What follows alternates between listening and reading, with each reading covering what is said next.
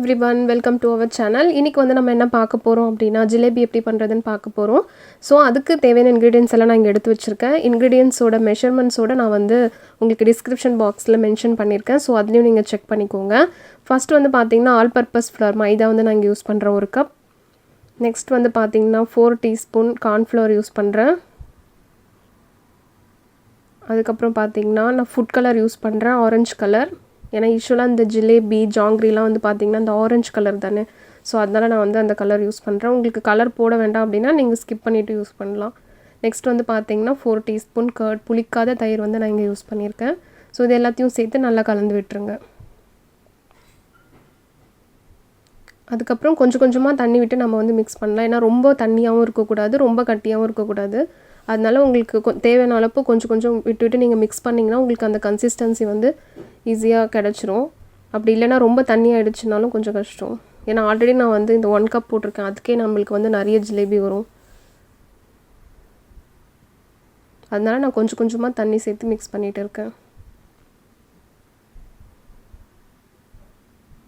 இது நம்ம ஈவினிங் ஸ்நாக்ஸா சாப்பிடலாம். டெசர்ட்டா நம்ம வந்து ரெடி பண்ணி வச்சிட்டோம்னா போஸ்ட் லஞ்சுக்கு அப்புறம் சாப்பிட்டாலும் ரொம்பவே நல்லா இருக்கும்.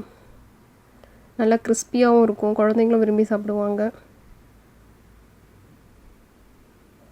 அதுக்கு அப்புறம் நல்லா mix பண்ணிட்டு நான் என்ன பண்ணா விஸ்க் வச்சிட்டு ஒரு தடவை நல்லா mix பண்றேன். ஏன்னா எங்கயாவது ஒரு சில கட்டி இருந்தாலும் அதெல்லாம் அப்படியே கரஞ்சிரும். அப்புறம் பாத்தீங்கன்னா 1/2 டீஸ்பூன் பேக்கிங் சோடா யூஸ் பண்றேன்.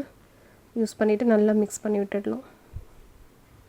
அதுக்கு parallelly பாத்தீங்கன்னா நம்ம ஆல்ரெடி நான் சுகர்லாம் எடுத்து வச்சிட்டேன். சுகர், ஏலக்காய் அதுக்கு அப்புறம் வந்து லெமன் எடுத்து வச்சிருக்கேன். இது வந்து சுகர் சிரப் பண்றதுக்காக.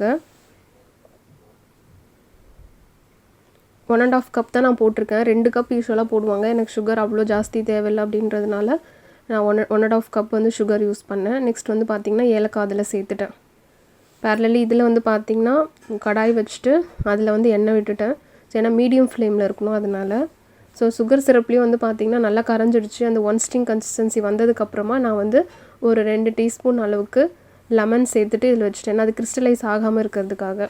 அதுக்கு அப்புறம் வந்து பாத்தீங்கன்னா இதுல ஃபுல்லா மாவு சேர்த்துட்டு இந்த கார்னர்ல வந்து லைட்டா கட் பண்ணி விட்டுட்டீங்கன்னா இந்த மாதிரி உங்களுக்கு ஈஸியா வந்து அந்த மாவு பிழிஞ்சிடலாம்.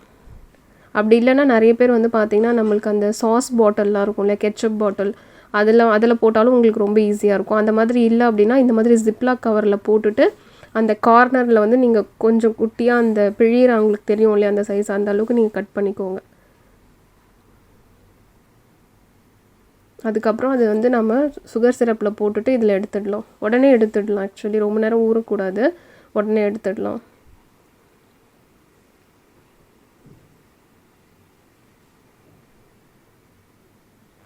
சோ இதே மாதிரி மத்த மாவையும் நம்ம அப்படியே எல்லாத்தையும் போட்டுட்டு ஒண்ணா எடுத்து போட்டுட்டு அதுக்கு அப்புறம் நம்ம சுகர் சிரப்ல போட்டு எடுத்து வச்சிடலாம். அவ்வளவுதான். ரொம்ப சிம்பிளாவும் இருக்கும்.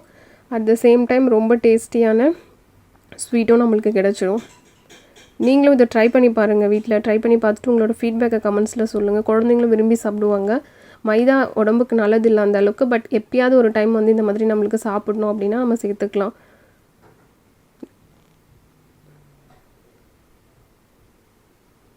நீங்க ஒயிட் சுகருக்கு பதில் வந்து நீங்க வந்து brown sugar கூட யூஸ் பண்ணலாம். ஒயிட் sugar வேண்டாம் அப்படி நினைச்சீங்கன்னா. சோ அவ்வளவுதான். சூப்பரா நமக்கு வந்து ரெடி ஆயிடுச்சு. நீங்களும் இத ட்ரை பண்ணி பாருங்க. wish you all very happy new year. இன்னொரு ரெசிபில உங்களை சந்திக்கிறேன். till then take care. bye.